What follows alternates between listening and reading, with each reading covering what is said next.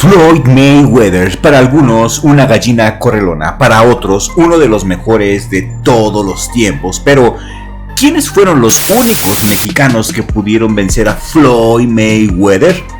Dos peleadores, y de eso va este videoprograma. Así es que suscríbete al canal si aún no te has suscrito, porque estamos en el camino a los 1000 suscriptores. Comenzamos. Si bien el legado de Floyd Mayweather en el boxeo lució impecable, al parecer con un récord invicto, la realidad es que durante la carrera de The Money existieron dos peleadores mexicanos que pueden presumir haberlo derrotado. Para muchos, José Luis Castillo ha sido el único que ha podido vencer con claridad a Floyd, aunque los jueces de aquella pelea de abril del 2002 en el MGM Grand de Las Vegas no pensaron lo mismo.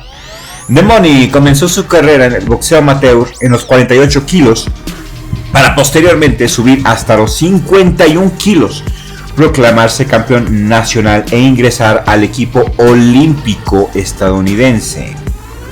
El primer enfrentamiento frente a Martín Castillo fue en noviembre de 1994. En aquel combate el mexicano se llevó la pelea 2-1 y nuevamente ambos pugilistas se verían las caras en los amateurs, en donde el oriundo de la Ciudad de México lo volvió a vencer. Una buena bailada le dieron al Mayweather.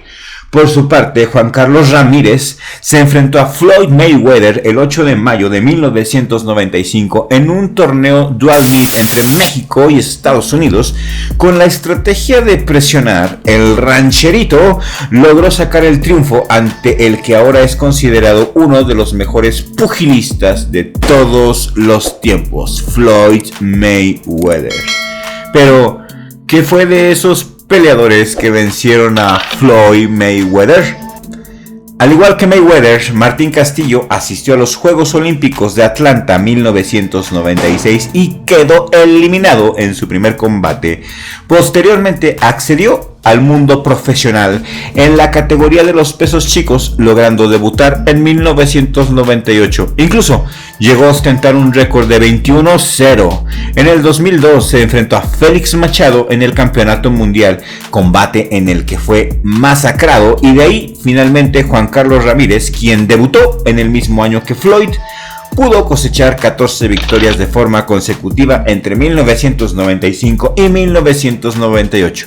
En la disputa por el campeonato mundial cayó ante el filipino Luisito Espinosa y posteriormente tuvo la oportunidad de medirse ante Eric el Terrible Morales, con quien perdió en un total de 9 asaltos. Fue en el 2006 cuando el rancherito decidió colgar los guantes, quedándose con un récord de 37-9. Pues Floyd Mayweather no es ni tan invencible, lo dijo el mismo Manos de Piedra Durán en aquella entrevista. Dijo Manos de Piedra Durán que en aquel tiempo, en sus tiempos, habían muchísimos Floyd Mayweathers, muchos Mayweathers, refiriéndose a la técnica con la cual pelea Floyd, y que él sabía cómo derrotarlo. La clave es atraparlo, ir tras de él y no dejarlo ir. Pero actualmente el boxeo no es así. En el boxeo se cuidan mucho y no quieren que les pegue. Entonces, ¿cómo diablos le quieren ganar a boxeadores como Floyd Mayweather si tienen miedo de ir al cara a cara, si tienen miedo de ir al choque?